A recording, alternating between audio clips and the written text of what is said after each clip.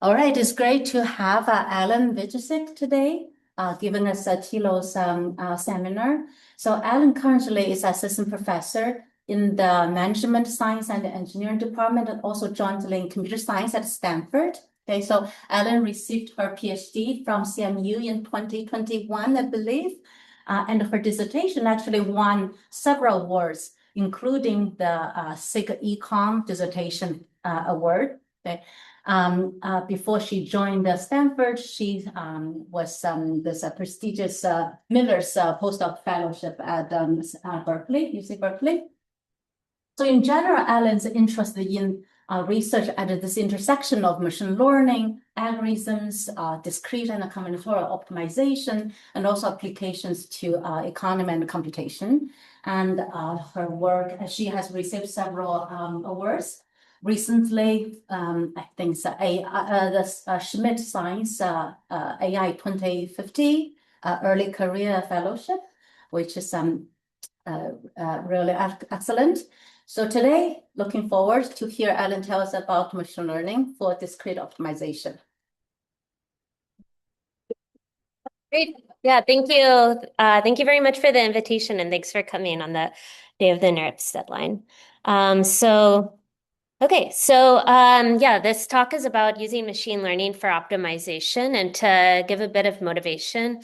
As we know, optimization is incredibly important across many different aspects of society, like decarbonizing energy, allocating scarce medical resources, etc. Sorry, I'm going to actually minimize this for a second to get rid of this. Okay, great. Okay. And yeah, oftentimes these problems are extremely computationally challenging to solve. They're often massive, they're often NP hard.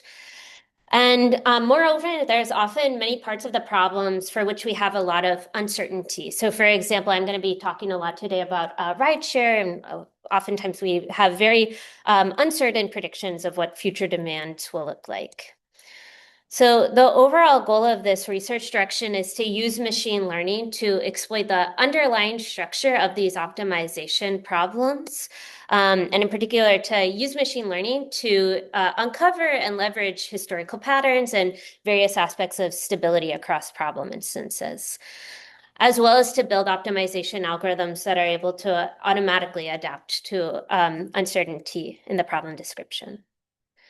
So to say a bit more about why machine learning makes sense in this setting, so optimization problems in practice do evolve over time, but they rarely change arbitrarily. There's often a lot of structure that persists across problem instances.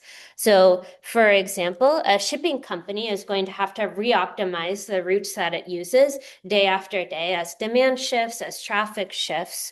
But there are many underlying aspects of these problems that remain stable. For example, the road network is going to remain stable relatively day after day. So this gives us a hint that there's historical problem instances will contain some rich structural information, which, if we can leverage machine learning in an effective way, can help us accelerate and improve the future decisions that we make.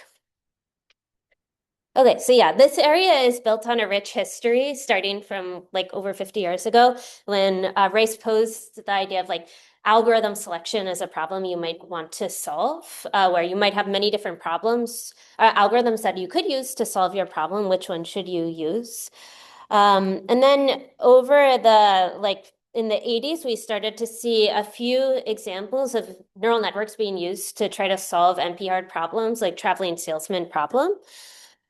Around the turn of the century, I would say this area more like kind of took off in a way where we started to see more data-driven machine learning approaches to algorithm selection, and as well as areas like algorithm configuration, where you have you have an algorithm with many tunable parameters. How should you configure that algorithm's parameters? And posing this as a learning problem. All of those papers were kind of like prior to the deep learning revolution. And I would say following the deep learning, like the introduction of like large trainable models, we started to see many different like key challenges arise when we're trying to use machine learning for combinatorial optimization. And the goal of this work, or the goal of this talk, is to try to isolate and address a couple of these key challenges across 2 case studies. So to kind of describe what these key challenges are in one sentence, it's really that machine learning methods, when applied to discrete optimization, rarely work out of the box. And we somehow have to take into account the structure of the algorithmic problems that we're trying to solve. So to give a few examples of these challenges, well, the first is architecture. What architecture should we be using in the context of discrete optimization? So around 10 years ago, people started to try to answer this question. And then with the like RNNs, LSTMs were all the rage. So people were thinking about, can I use sequence-to-sequence models to solve NP-hard problems like TSP? But it doesn't really make sense to think of TSP as a sequence problem. So then around 2017 or so, when graph neural networks really came to the fore, the graph neural networks basically replaced sequence-to-sequence models in this context and still remain a really important application of GNNs. But there are many interesting questions you can still ask about transformers, large language models in the context of discrete optimization. And even once you've chosen the architecture, choosing the various like configurations of that architecture remain very interesting research questions. Another question that I'm really interested in is integration versus training end-to-end. So when does it make sense to integrate your machine learning model into some kind of like algorithmic pipeline versus just train your model end-to-end? So the place that I like to think about this the most, but which I'm not going to talk about much today, is in the context of like large math programming solvers, like integer programming solvers, where these existing methods have like many important guarantees that we would like to retain, yet they can be improved with machine learning. So I'm really interested in thinking about how to integrate them in the right way versus training end-to-end. So a lot of people in this room have thought about like kind of paradigms like neural algorithmic reasoning and thinking how can I design my architecture such that I can learn some kind of like algorithmic procedure through some kind of like end-to-end differentiable pipeline. Another really important challenge is training. So especially for NP-hard problems, training is incredibly challenging because if you're trying to get a single piece of training data in optimization pipeline, then you very well might have to actually solve an NP-hard problem to get just a single piece of training data. So this makes it an incredibly computationally challenging training pipeline. And then finally, robustness. So the algorithms that we learn and love from our, algorithms classes come with very robust provable guarantees. And so we still want to know when we integrate machine learning into solving algorithmic problems, can we provide any types of provable guarantees? Okay, so yeah, these are some of the major challenges in integrating machine learning into algorithm design. And again, in this talk, I'm going to try to like isolate and address some of these challenges across 2 case studies. So those 2 case studies are going to be, I'm going to start off by thinking about graph neural networks for an online matching problem. So this is joint work with Alexandre Hayderi, Amin Saberi, and Anders Wikum. Then I'm going to think a bit more broadly about online decision making, and I'll think about how like statistical tools like calibration can be used for online decision making.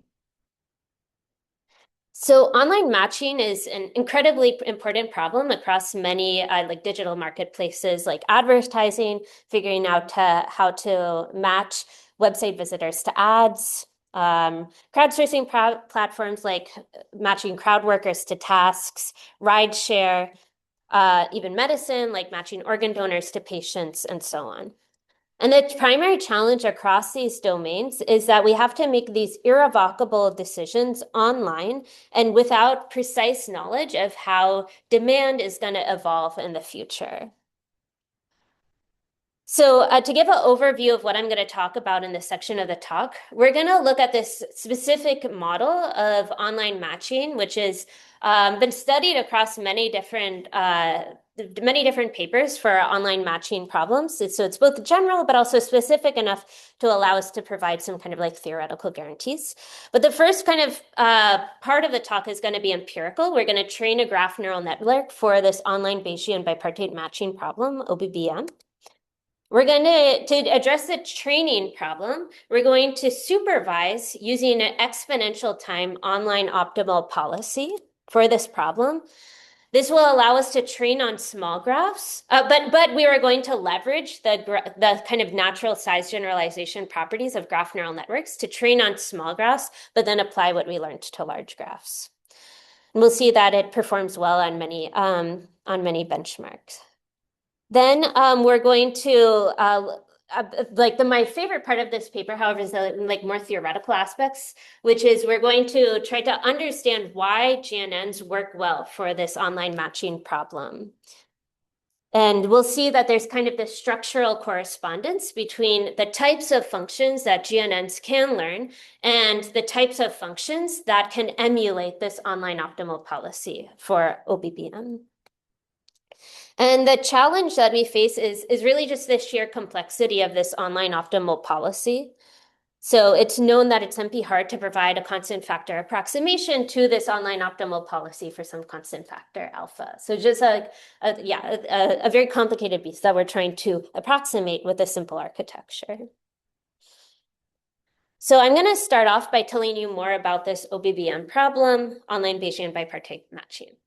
So here we have a graph, a bipartite graph. It has some online nodes and some offline nodes. You could think of the offline nodes as being crowd workers, and the online nodes as being tasks. So these offline nodes we're going to say are there at the beginning of time. They're there at the beginning of the day. And the online nodes, the tasks, are coming one by one. There's going to be some edge weight, which, for example, could be the worker's payoff for completing these tasks. So at each time step, one of these nodes is going to arrive or not arrive. So in particular, at time step 1, online node 1 is going to arrive with some probability P1, or it's not going to arrive with some probability 1 minus P1.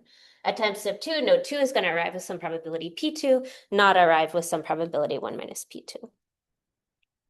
And so if a node T does arrive, we need to decide immediately and irrevocably, do I match this node with some unmatched offline neighbor, or do I skip it and not match it to any node? And that allows me to save offline nodes or crowd workers for future tasks that come. And the goal is to compute a high weight matching in the face of this uncertainty about which online nodes are going to arrive or not. So I'll now tell you about the optimal policy for this problem. So let's say that S is a set of offline nodes that are still available at a particular round. So in this picture, we're at round 2. And this node 1 already arrived. We matched it to this guy. That's why there's this blue line. And S is going to be the set of remaining offline nodes here. So the optimal online policy computes the value to go function, or the Bellman equation, which I'm going to denote VG of S comma T. So just made this graph a little bit smaller. So in words, this value to go function is the expected value of the max weight matching available on this graph, where the expectation is over the future arrivals starting now at time step T and going into the future. And the matching is restricted to whatever the set of available offline nodes is. So it's just the value to go, the Bellman equation for this like big MDP. And this optimal online policy just selects the action that maximizes this value to go. In other words, it will choose, by action, I mean choosing which of these offline nodes to match to, or not matching to any node, skipping. If the value to go of that action, skipping this node, is higher than the value to go of matching to any of these offline nodes. Okay, so that's in words. You could imagine, I could also write it in math in a pretty compact way, but you can imagine for yourself what that would look like. It's pretty simple, like dynamic programming update rule. It's just that there's like an exponential number of states.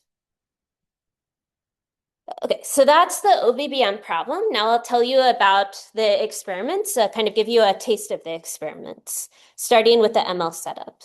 And I'm going to start by giving just a very brief and high-level overview of the GNN architecture, which I know will be familiar to many of you. So in this graph, each node is going to begin with an initial embedding. So you could think of this as like weather or traffic conditions or things like that. If this graph is meant to represent some like network topology. And that's going to be HV0 for node V. Now, on every iteration or layer of a graph neural network is going to operate over a sequence of layers. Let's say capital L of them. And on each iteration, the first thing that each node individually is going to look at its neighbors and aggregate its neighbors' embeddings. So it's going to compute this message from its neighbors. Here in this particular instantiation, how are we computing this message? We're looking at the neighbors. So for every neighbor U in the neighborhood of this node V, we're going to look at that node's embedding. And basically run that embedding through a shallow neural network here, a multi-layer perceptron. Okay, we do that for every node. And here I happen to be taking the element-wise maximum of all of those kind of feature embeddings. This could be replaced by a diverse number of different like functions, but this is the general idea. Basically, you look at all of your neighbors' embeddings and you somehow compute, like aggregate them. Then you update your own embedding. So node V is going to take its previous embedding, take the message that it computed from its neighbors, and somehow update those into a new embedding. Here I happen to be running it through another shallow neural network, but you could imagine there are various ways to compute this update as well. And that's it. So we just do this message passing over a sequence of like L iterations. And at the end, we have every node has its new embedding, HVL, at the Lth layer. And we'll use those embeddings to somehow make predictions about, say, this node V, or you could imagine aggregating all of these embeddings to make a prediction about the graph, make predictions about pairs of nodes, etc. That's like the high-level idea of a GNN architecture. And the main thing to take away is just that it's this message passing algorithm where the messages are constrained to like L hops in the network. Okay, so here's our pipeline. We call it Magnolia, matching algorithms via GNNs for online value to go approximation.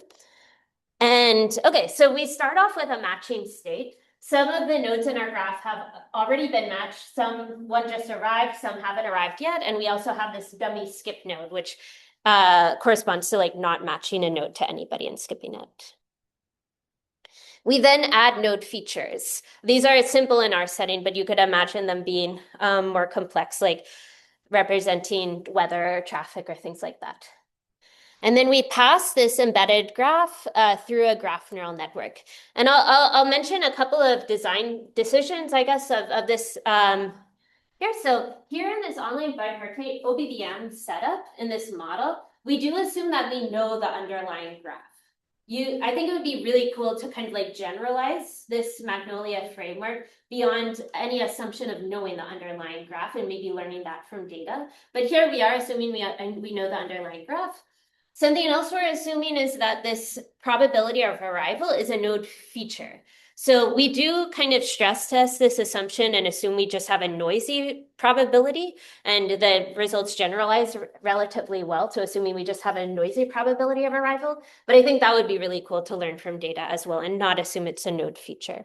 Then I think you would have to have like pretty rich graph data sets like from Uber or something. But yeah, I just wanted to mention those as a few directions for possible future work. But in any case, we run this graph through a graph neural network and we predict the marginal value to go. So by marginal value to go, I mean the following.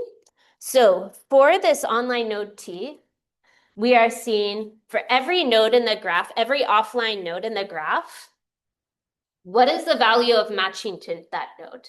So here to interpret this, the value of matching online node T to offline node U is the weight of the edge between them. And then the value to go of Well, if we match U to T, U is no longer available offline node. So we're going to remove it from the set S of available offline nodes. And we're going to increment our counter by 1. So this is the value of matching to node U. Yeah, just 1 second. And then here we have the value of skipping. So if we skip node T, all of the offline nodes who are available remain unchanged, and we just increment our counter by 1. So this would be a marginal value to go. You got a question?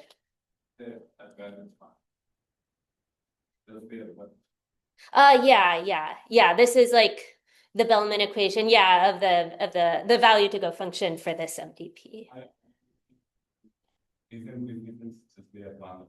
Oh, sure. Yeah. Yeah, so we wanted this to be like, the reason we're supervising on this is we want it to be somehow like normalized, so that the value that we're supervising with is you could think of it as being between 0 and 1, or at least like not kind of like growing as growing or shrinking as time passes. Okay, yeah, so in this figure, for example, we would match to this yellow node because it's the offline node that is available and has the highest predicted value marginal value to go. Okay, so now the empirical, just like a flavor, a taste of the empirical results. So we look at various like random graph families like Erdős-Rényi, Barabashi-Albert, random geometric graphs, as well as some semi-synthetic graph families, like some based on like inspired by crowdsourcing, as well as some inspired by rideshare. So we use this OSMNX to build these like semi-synthetic rideshare data sets. And something I want to especially note is that our training data is just a mix of these synthetic graph families. So it's a mix of Erdős-Rényi, Barabashi, Albert, etc. And we're training on really small graphs, like 6 by 10 bipartite graphs. So these are small enough that we can actually compute this Bellman equation, like in this exponential time optimal, like Bellman equation.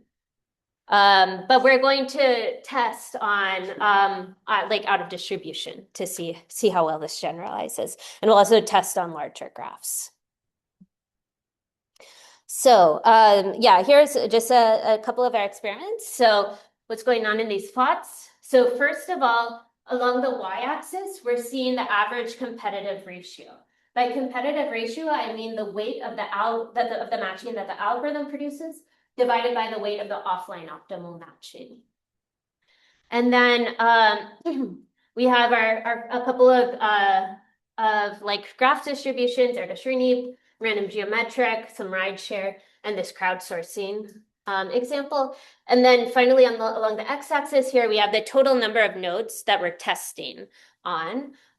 So test sets of varying sizes going up to 250 nodes. Here we were using like very small GPUs. So I'm sure that we could generalize these further with bigger GPUs.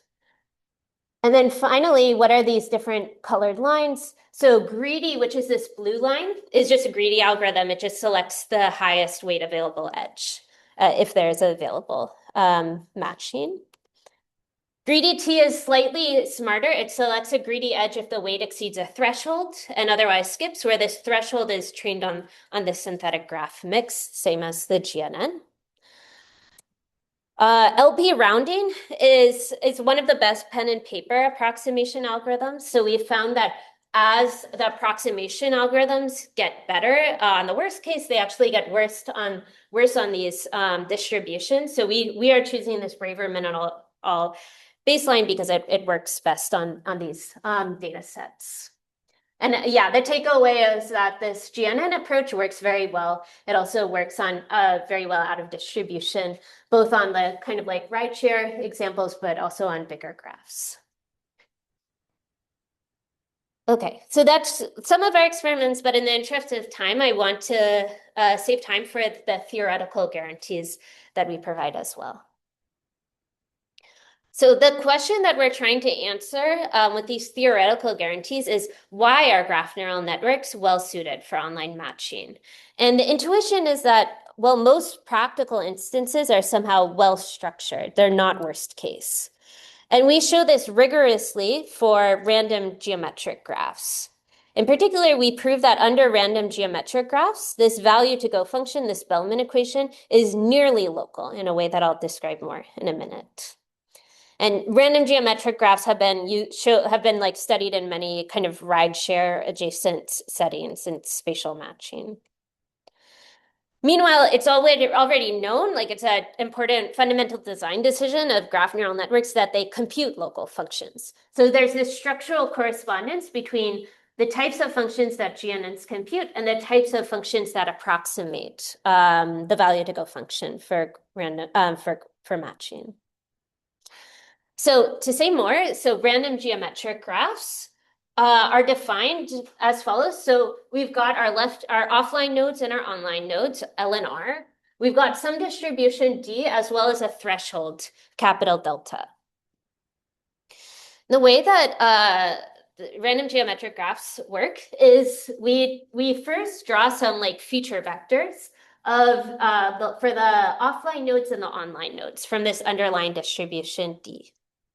And in this talk, D is going to be the uniform distribution over the unit hypercube, but we generalize this in the paper to any kind of like smooth distribution over a bounded Euclidean space. Then we're going to connect node I, offline node I, and online node J if they're close in this metric space. In particular, if their feature embedding is less than or equal to capital delta. Here we happen to be using the L infinity norm. Okay, so yeah, that's a random geometric graph. Now, I claim that GNNs learn local functions, and this is just kind of like by definition. But first, what is a local function? So a function f over graphs is going to be R local if, first in words, this function evaluated on G only relies on information from the R-hop neighborhood of each node in the graph. So more specifically, I'm saying that there exist these functions psi and phi such that this function G is like, okay, first evaluate phi on or psi on each of the neighborhoods, so R-hop neighborhoods of every node in this graph, and then take some function of that like local information. So that's our local function. And just an observation, a fact is that graph neural networks with L layers compute our L local functions because they are only aggregating, each node is only aggregating information from the L hop neighborhood in this message passing routine.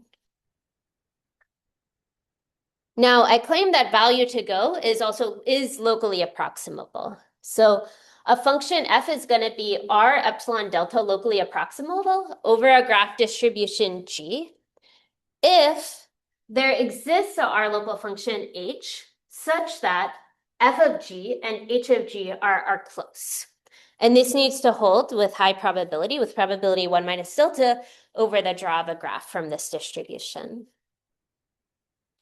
And so our main theorem is that for any epsilon delta between 0 and 1, and for capital delta sufficiently small, the value to go function is log the size of the graph. So this is the neighborhood size, epsilon delta locally approximable over this family of random geometric graphs.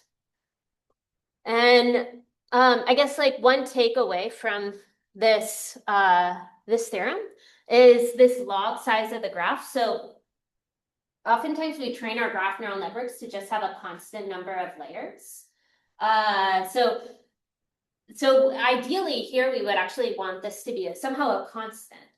We're happy to get at least a logarithmic factor on the size of this graph as opposed to some like faster growing function of the size of the graph. But it'd be cool to somehow generalize this theorem to be able to say something about like local functions that only depend on like constant neighborhoods.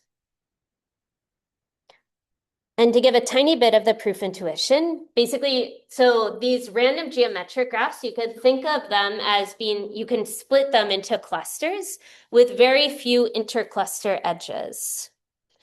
And what we show is that, the matching within clusters is then nearly optimal. And this makes sense also intuitively from like a rideshare perspective, because ideally you want your ride shared to be coming from within your own neighborhood, which you can think of as these clusters, and very rarely as coming from like faraway neighborhoods. Okay, so yeah, to kind of tie this up. So what we show, or what is known, is that graph neural networks compute local functions. This is by design.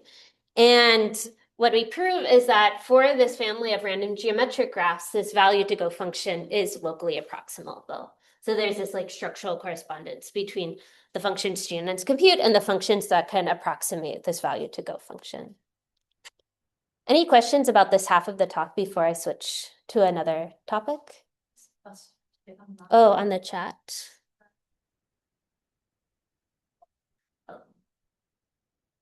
What is the hardness of this family of graphs? Yeah, that's a good question. I don't know that there are any kind of like hardness results for this particular family of random geometric graphs. I think that this local structure could perhaps suggest like approximation algorithms, but I'll note that like our result is very like existential. Like we showed that there exists a local function that approximates value to go. But yeah, I think it also suggests kind of approximation algorithms as well. The local function, like our local approximation result also very much depends on knowing the feature embeddings as well. Whereas like in a like if you're just handed this graph, you don't know the feature embeddings. But maybe you could think about some kind of like cluster, first you cluster and then you do matching on the clusters or something. Yeah. The edges of the graph kind of show the reward that we're expected to get, basically. Are those fixed in the data? Kind of like we create the graph, we have a fixed graph now, and we generate some synthetic data, train on it, and that fixed graph includes fixed weights, or does that also vary? Yeah, at least for our results, we assume that weights are fixed, but it would be cool if you didn't need that assumption. But yeah, those are kind of like, you could think of as edge features. Yeah. Okay, great. Thanks for the question. So yeah, that was graph neural networks for online matching. Just to go back to these major challenges. So here, like the major kind of question we're trying to answer is in this paper is like, why are GNNs suitable for online matching? And that's what the theoretical results are trying to get to. We also look at integration to some extent. So it's kind of integrating these graph neural networks into a greedy kind of dynamic programming routine. From the training perspective, well, we leverage the natural size generalization properties of graph neural networks to be able to train on really small graphs and then test on big graphs. So that really helps with this kind of like exponential MP hardness of training in this setting. And then finally, yeah, the theoretical guarantees are really the main contribution of this work. So now I'm going to move on to this calibration for online decision making. So this is joint work with Judy Shen and again, Anders Wikum, my PhD student. And here I'm not going to talk about architecture or training at all, but this will again be a very theoretical work where we'll think about how to integrate ML into decision making while still providing theoretical guarantees. So yeah, this work is really about like decision making under uncertainty, where in practice there are often many aspects of our problem that are unknown a priori. But we have this rich historical data, which we can then use machine learning to predict these unknown aspects of the input. And this has led to this whole area called algorithms with predictions that has seen like a huge number of papers on the topic over the past 5 or 10 years. And the kind of like the big message of this area of research is that prediction errors can amplify in unexpected ways in downstream decision-making tasks. And so you shouldn't just trust your predictions blindly. Instead, you should somehow understand when should I be trusting my predictions or following some like more robust policy or mixing between the two. And so our jumping off point in this paper was the observation that ML models, like modern ML models, can really estimate their uncertainty automatically. And we can quantify this uncertainty using these like robust statistical tools like calibration and conformal prediction. And so our goal is to like use these well-defined notions of whether a prediction can be trusted in like a downstream decision-making combinatorial task. So the high-level kind of like takeaways from this section will be the following. So we're going to demonstrate the utility of calibration for online algorithms through 2 case studies. First, online rent or buy problems, where these come up all over the place. Like you could think of deciding, should I use like cloud compute credits or like buy GPUs as an online rent or buy problem? Deciding, should I like use a subscription or some lifetime license, etc. And we'll see that we can provide algorithms whose guarantees improve with both accuracy and uncertainty, like these uncertainty metric, which is calibration error. We'll also look at online job scheduling, where we're motivated by this application of processing radiology exams, diagnostic images, and trying to figure out a good scheduling of these diagnostic images to examine. And we'll see that calibrated predictions, so uncertainty quantified predictions, can yield better schedules than predictions that are not calibrated. And yeah, we'll hopefully have time for a few experiments as well. So just to position this a bit more broadly, over, I don't know, like 20, 30 years, there's been a ton of work on different kind of aspects of decision-making under uncertainty, machine learning, and theoretical guarantees. These include algorithms with predictions, as I described, but there's also been like a ton of work recently on looking at calibration for decision-making in like the Foxstock, ICML, et cetera, community. It also like connects to a lot of work in operations research like data-driven robust optimization, as well as decision-focused learning. So trying to build like end-to-end differentiable pipelines to integrate like predictions into algorithmic decisions. I'll say that this talk is mostly in the style of this algorithms with predictions line of work, but something I'm really excited about is kind of like trying to better unify all of these different ways of thinking about like, again, like ML plus decision-making plus theoretical guarantees. So the most related work to this algorithms with predictions line is like some work by Misha Kodak and Nina Balkan and others on learning predictions reliability online. As well as perhaps the most related is this prior work on algorithms with conformal machine learning predictions. I'll just mention for those of you who are interested in this kind of like uncertainty quantification, we show that calibration can have key advantages over conformal prediction in some settings, especially when there's like high variance in the predictions. But I'm not going to talk too much about this distinction in the talk, but check out the paper if you're interested. Okay. So now kind of like a 1-slide primer on calibration. So here I'm going to assume we have some binary target that we're trying to predict. So we have some, in calibration, we're going to have some random variables x and y, which have support calligraphic x, and y is going to be a 0, 1 thing we're trying to predict. So x is like our features, and y is our label. And we're going to say that f, which is you can think of as our learned model, which maps from features to the interval 0, 1, is calibrated if the probability that the true label for this data point is 1, conditioned on a prediction of p, is equal to p itself. So a classic example is like trying to predict whether it's going to rain. So if our predictor is calibrated, then we know it's going to rain on 50% of the days where our prediction is 0.5. And it's going to rain on 100% of the days where our prediction is 1, and 0% of the days where our prediction is 0. And so it's like the predictor itself tells us how certain we can be about the outcome. If something near 1/2, it has high uncertainty. If it's near 0 or 1, we have high certainty. So just a bit more notation. Let's say t of x is this random variable, probability y equals to 1, conditioned on our prediction of f of x. And for a sanity check, this random variable is equal to f of x when our predictor is perfectly calibrated.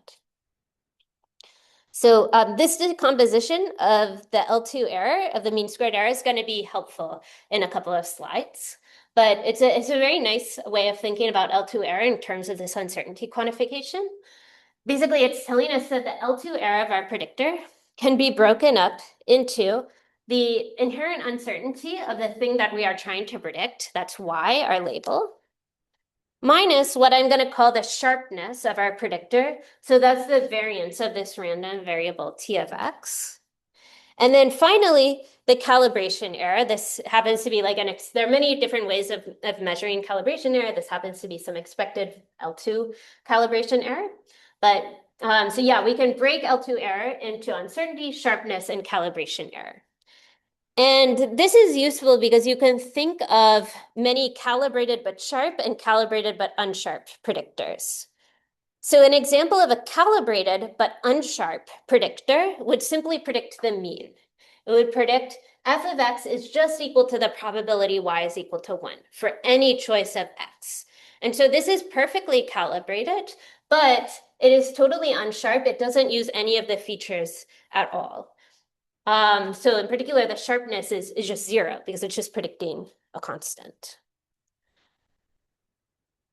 An example of a calibrated but sharp predictor would be the Bayes optimal predictor, where f of x is just the probability y is equal to 1 conditioned on x. But of course, this will be very difficult to learn with a limited number of samples. But this gives you an idea of how, even if we're calibrated, like sharpness is also something we really care about. This will come up later in the talk. Okay, so now that's calibration. Now let's get to our case studies. And I'm going to start with this rent or buy example. So rent or buy, this models this buy versus rent decision for an unknown time horizon. So trying to balance some upfront cost of buying something versus an ongoing cost of renting it. And this comes up all the time in like deciding, again, whether to buy GPUs or like rent equipment, rent or buy, trying to decide, should I like buy a car or just like take the bus every day, like things like that. So a bit more specifically, we often use this canonical ski rental problem to model online rent or buy problems. This is like a prototypical example where we have some skier, they're going to ski for some unknown number of days z. And each day, they're going to decide, should I rent skis for one more day at a cost of, let's say, $1, or should I buy them today, never have to rent again, for a cost of $B? And our goal is to minimize the total cost of skiing. So this famous worst case break-even strategy by Carlin et al. Says, you should rent for B days, and if you still want to keep skiing, then buy on the B plus 1th day. And it's known, so again, competitive ratio comes up here. Competitive ratio here is the amount that the algorithm ends up paying versus the amount that the optimal clairvoyant strategy would pay. So the optimal clairvoyant strategy knows Z, the number of days you want to ski for. If Z is smaller than B, it's going to say rent every day. If Z is larger than B, it's going to say never rent, just buy at the very beginning of time and pay $B. So the optimal clairvoyant strategy is going to pay min of Z comma B. And a little tiny bit of algebra shows that this break-even strategy has a competitive ratio of 2, and that's actually the best of any deterministic strategy. Okay, a little bit of prior work on this problem, this algorithms with predictions with this unknown number of skiing days. So this paper by Ravi Kumar et al., it uses some trust parameter at lambda. You could think of lambda being equal to 0 as saying, I fully trust the predictor. Lambda equals to 1 saying, I don't trust the predictor at all. So it's like, how much do I trust the predictor? And the algorithm is really simple. It says, if the prediction of my prediction on the number of days I'm going to want to ski for is greater than B, buy on day lambda B. Otherwise, buy on day B over lambda. So if the prediction says I'm probably going to like skiing, it's kind of shifting this buy day earlier. If the predictor is saying, I'm probably not going to really like skiing, it's shifting the buy day later. And what you can prove is that this consistency guarantee, if your predictor is perfect, then your competitive ratio is at most 1 plus lambda. And so if you knew that you could perfectly trust for your predictor, you could have set lambda equal to 0, and you would have gotten an optimal competitive ratio of 1. You can also prove a robustness guarantee, which says that any prediction, even a terrible one, the competitive ratio will be always at most 1 plus 1 over lambda. So if you knew that you couldn't trust your prediction, you could set lambda equal to 1, you'd recover the worst case competitive ratio of 2. But like, yeah, we don't know if we can trust our, I mean, like a priori, how should we know how to set lambda? Like this is very kind of like ad hoc, like a priori, if I had known whether I could trust my prediction, I would have known how to set lambda. And our goal is to leverage these like statistical tools of uncertainty quantification to encode like automatically how much we can trust our prediction. So yeah, here's our algorithm. X is going to be skier features like age, gender, weather, things like that. And our predictor is going to be trying to predict this binary target of like, am I going to want to ski for more than B days? We're going to measure calibration error by this max calibration error quantity, which says, yeah, for any value in the range of my function, what is the difference between V and the probability Y is equal to 1 conditioned on a prediction of V? So this would be 0 if perfectly calibrated. And here's our policy. It says, like, given a prediction of V, rank for K of V days, where K of V is this kind of funny function that doesn't look too interpretable, but it makes sense if you plot it. So here on the y-axis here is K of V, the number of days you're going to want to rent for a choice of B is equal to 5. And here's V along the horizontal axis, our prediction V. Looking at the perfectly calibrated line, alpha is equal to 0. It's saying, okay, if you know that you're going to like hate skiing, so in that case, you're predicting f of x is equal to 0, then like Z is definitely smaller than B, then you should rent every day. If you know you're going to love skiing, your prediction is saying f of x is equal to 1, you should not rent for any days and buy at the very beginning of time. And we kind of like interpolate between these two decisions for differing values of phi. And your conservatism kind of like raises as your calibration error grows. Now, in terms of the main result, we get this prediction-wise balancing. What's the expected competitive ratio conditioned on prediction of phi? Now, this is, again, most interpretable with a picture. So here we have V, our prediction along the horizontal axis, and the expected competitive ratio conditioned on this prediction of V along the y-axis. And let's again look at this perfectly calibrated line here. Basically, it's saying if you have perfect confidence, you're going to hate skiing or like you're going to love skiing at either end 1 or 0, then you recover the optimal competitive ratio of 1. If your calibrated predictor is somewhere in the beginning or is somewhere in the middle, then we interpolate kind of in between these optimal competitive ratios of 1. But what I want to note about this curve here is that the maximum here is somewhere around like 1.7 or 1.8, whereas that break-even strategy, we know for any deterministic policy, the optimal competitive ratio is actually 2. So this is saying with a little bit more information than worst case. So you know you have this calibrated predictor, you have one more number that tells you a little more information than a worst case. You can improve over the 2 competitive ratio bound. And then as we add calibration error, like the kind of competitive ratio grows.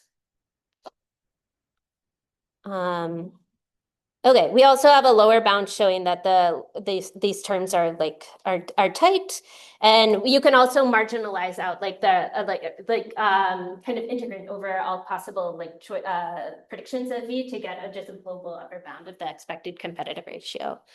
And the takeaway here is that if you have lower mean squared error and then lower calibration error, you'll like converge to the near optimal competitive ratio of 1, as like alpha and the mean squared error go to 0, the competitive ratio bound will go to 1. Okay. So just in the interest of time, I'm going to move ahead to the job scheduling example. This will be much more high level for the last couple of minutes of the talk. So here we're motivated by this radiologist scheduling problem, where we have one radiologist and they have a backlog of imaging cases. This is just a high-level motivation. I'll be slightly more formal on the next slide. And the true urgency of each of these radiology imaging cases is initially unknown. But if you partially review these cases, you'll reveal the true urgency. And this machine learning model is going to provide noisy estimates of how urgent each of these radiology cases is. And your goal is to choose a processing order of the radiology images, but you're dealing with this uncertainty about the true urgency. And so our goal is to develop a simple but robust scheduling policy that leverages these machine learning predictions. So a bit more firmly, we can abstract this to say that there's one machine and it needs to process n unit length jobs. One machine is the radiologist, n unit length jobs are the radiology scans. Each job has some priority. It's either high or low priority. YI says 1 if it's high or 0 if it's low. And if you process some theta fraction of a job, that will reveal its true priority. You can, if you find that you're currently processing a job that's actually low priority, you can move it to the end of the queue and process other jobs that may be high priority. And our goal is to minimize the weighted sum of completion times, where we're summing over all of our jobs. What is its completion time starting at time 0 versus times this cost per unit delay, where you pay more for delaying a high priority job versus a low priority job. So I'm just going to give the high level intuition here of our algorithm. So we have job features X. We have a predictor, f of X, which is trying to predict, is this a high priority or is it a low priority job? So we're going to have some jobs which we predict to be low priority, some jobs which we predict to be high priority. And the very high level intuition is very simple. You're just going to run the jobs which are predicted to be high priority first, then low priority jobs later, preemptively. And by which I mean, if you discover your current job is low priority, stop, move it to the end of the queue, move on to the next jobs. So yeah, very simple algorithmic intuition. There's some details I'm putting under the hood, but this is the idea. And here I want to get back to this idea of sharpness, because that's a really key takeaway here. So the key insight, like to analyze this very simple policy, is that interchanges are the primary source of regret. So by regret, I mean the weighted sum of completion times compared to the optimal in hindsight. And by interchanges, I mean that low priority jobs are even partially processed before high priority jobs. So you swapped them compared to the optimal ordering. And what we like quantify and prove is that sharp predictors lead to fewer interchanges. And the intuition here is super intuitive. So here you could imagine we have a sharp predictor. It's predicting something between 0 and 1. We have 6 jobs, and these are the predicted priorities of all of these 6 jobs. It's a sharp predictor, which means the variance is high. So these predictions are spread out. Now compare that to an unsharp predictor. Intuitively, an unsharp predictor, its variances are lower. So it's going to kind of like collapse some of these job priority predictions to like single points you could think of in like a very extreme case. And so you could think of these jobs, which we don't know really anything about how to distinguish them, as essentially processing them in a random order. Similarly, these jobs are just going to be processed in a random order. So we have this much less granular information for these unsharp predictors versus the sharp predictors. And so the main result of this paper is basically a way to exactly quantify the importance of predictor sharpness. So yeah, at a high level, we kind of like mathematically quantify the sharpness of this predictor using these variables kappa 1, kappa 2, going a bit quickly now. But our high level like theorem is that the fraction of interchange jobs can be bounded by something to do with the inherent uncertainty of the thing that we're trying to predict. Epsilon 0 and epsilon 1, which are the false positive and negative rates of our predictor. And then finally, kappa 1, kappa 2, which are somehow measuring the variance of our predictor, which is exactly predictor sharpness. So as we get more variance and a sharper predictor, this fraction of interchange jobs will decrease. Cool. So yeah, and eventually we get a corollary on the a bound on the algorithm's regret, but this is the main idea of this part of the paper. Okay, and then some experiments to show that sharpness does help in practice as well. So yeah, I think here I'll wrap up. Say like we tried to isolate in this paper, like or in this talk, the various kind of like key challenges of integrating machine learning into discrete optimization, looking at these problems of like architecture integration, supervision, robustness. Yeah, thank you so much for your attention. Happy to take any questions. Thank you.